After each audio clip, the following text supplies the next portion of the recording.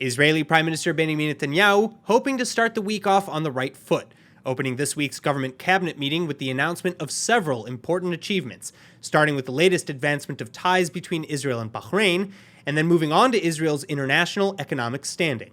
בסוף השבוע נתבשרנו שחברת דירוג האשראי המובילה בעולם, S&P, הותירה את דירוג האשראי של ישראל על רמתו הגבוהה ללא שום שינוי. מדובר בעוד הישג מרשים, בטח ובטח בתקופת הקורונה, כשדירוג האשראי והתחזיות הכלכליות של מדינות מפותחות כמו בריטניה, קנדה, הונג קונג, איטליה ומדינות נוספות, שדירוגים ותחזיות אלה ירדו. זוהי הבעת אמון מרשימה במדיניות הכלכלית שאנו מובילים. Many Israelis across the spectrum have been quick to criticize Israel's economic policy amidst the pandemic, especially following 2 lockdowns and a dramatic rise in unemployment from 4% to over 20%.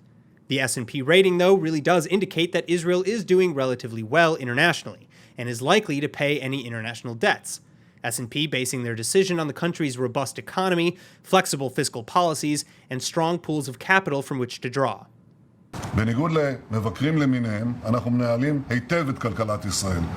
בתקופת הקורונה זה לא קל, זה קשה, ותמיד אפשר להגיד נקודה זו או אחרת. אבל בסך הכל, כפי שסוכנויות דירוג האשראי הבינלאומיות, וזו כבר השנייה, מעידות, אנחנו מנהלים את זה נכון, ונמשיך לסייע לכל מי שנפגע ממשבר הקורונה. Meanwhile, with the credit rating stable, Israel will also now be investing into its minority communities, many of whom have been particularly hard hit by the pandemic and its wake.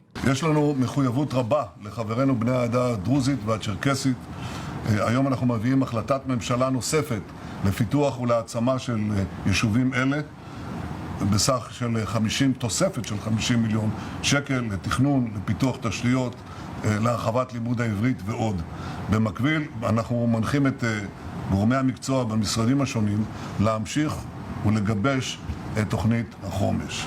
As for the fight against the virus itself, Netanyahu goes on to repeat news of a massive agreement to acquire 8 million doses of Pfizer and BioNTech's new vaccine, adding that Israel will get the same as everybody else.